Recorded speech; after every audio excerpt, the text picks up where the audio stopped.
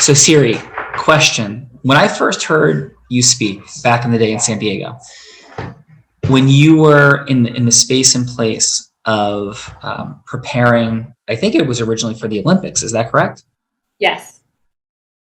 So would you mind just like highlighting for a minute or two all that you did in preparing for the Olympic trials, the coaching, the regimentation, the modeling, how committed you were and how much of your life force you invested in that process?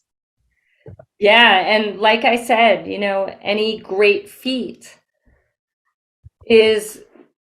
demands of you everything you have in your heart and your soul. It demands you prioritizing your life in a way that, what we focus on is what is going to grow, what is going to become the best part of our life.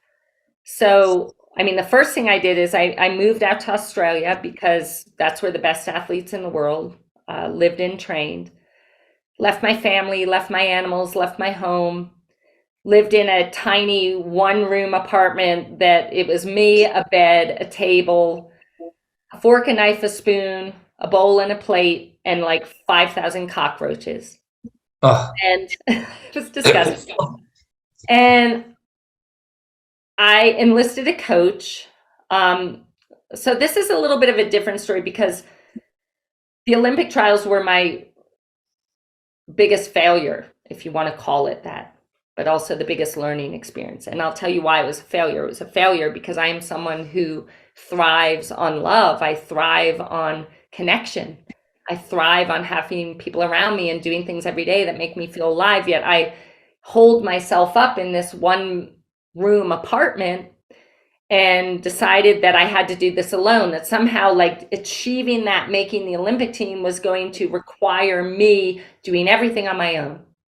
Now I had a coach, but he lived in another country, trained all day, ate, just everything I ate was pristine, showed up on race day.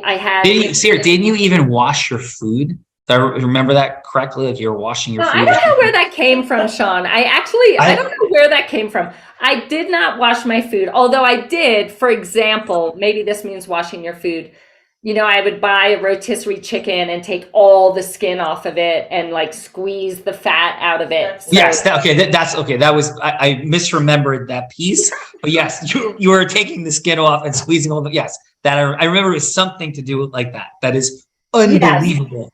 Yes. And I would not touch anything. Again, it goes down to that question, like, will drinking this glass of wine take me one step closer to making the Olympic team or one step further away? And if it was going to take me further away, I didn't do it. So I was just pristine in everything I did. I even every night visualized the perfect race from start to finish, everything going absolutely perfectly the way it had to for me to cross the line and make the Olympics. Big mistake. Because on that day, first 5 minutes, get dunked under the water, elbowed in the face, kicked. And when I come up for air, the front pack was gone. And I had not visualized this. So I had no response. I froze. And I was going as hard as I could, but I'm going backwards. People are passing me. I get on the bike. People are passing me. And I quit. Yeah. The Olympic trials, I quit. But here's the thing, in that moment, the moment of your greatest defeat or disappointment or embarrassment, you need to ask yourself, if I make an excuse, because people are going to come up and say, hey, are you injured? Are you sick? Did you have a flat tire? I knew that if I made up an excuse, that would be it for me. I wouldn't make it any higher than where I was then. But if I owned it, I would maintain my self-respect, and I would have the eyes and the wherewithal inside myself to learn from what happened so that would make me better. So the first person that asked said, hey, what happened? I said, I choked. I visualized a perfect race 365 nights in a row. And when something went wrong, I had no response. So that happened. But again, I compare this moment to that moment in college where I was ready to take my own life. And in this moment, I'm in this deep depression because it was the be all end all. I had made it the be all end all.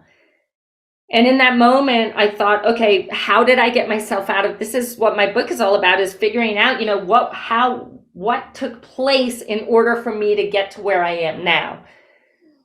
And I thought the first thing that I did is I changed my focus. What am I focusing on now? I'm focusing on how far I have to go. I've got to wait another 4 years.